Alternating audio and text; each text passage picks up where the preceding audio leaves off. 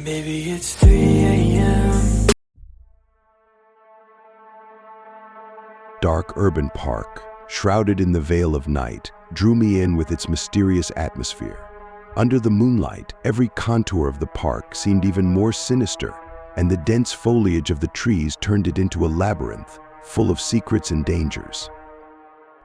I decided to take a stroll in the park after a hard day's work, hoping to relax and unwind. But the deeper I ventured into its depths, the stronger I felt an undefined sense of unease. It was at that moment I saw a strange attraction towering in the middle of the park like a huge dark shadow. The attraction looked abandoned and covered in cobwebs. I approached it, feeling a slight tremor in my knees. Suddenly, from behind the old trees, a figure appeared, but before I could discern anything more concrete, it vanished into the darkness. My attention was drawn to one of the strange trees nearby. It resembled a huge black figure, contorted and distorted, as if trying to convey something. The trunk was entwined with thick vines, resembling fiery shackles. My heart pounded harder as I realized that the branches of the tree were reaching out to me, as if inviting me into their embrace. In horror, I stepped back, but something made me stop.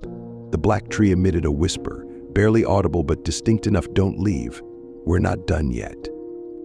Fear gripped me. I tried to retreat, but the tree's branches tightened around my legs, pulling them into its dark embrace. It felt like there was something controlling these woody bonds. Suddenly, emerging from the darkness, came a figure. It was a clown, his face smeared with makeup like blood. He approached me with slow, swaying steps, holding an old music box in his hands, emitting an eerie melody. With each step, the clown drew closer, while the tree squeezed me tighter. I felt fear paralyze my body, and in my head there were frantic screams. The clown leaned in so close to me that I felt his breath on my face.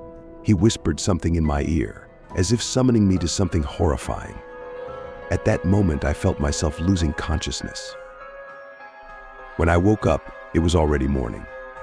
I was lying on a bench in the urban park.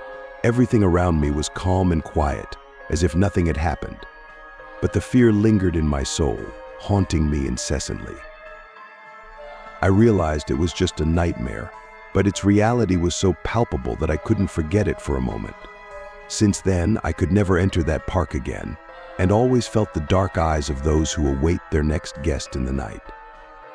The end.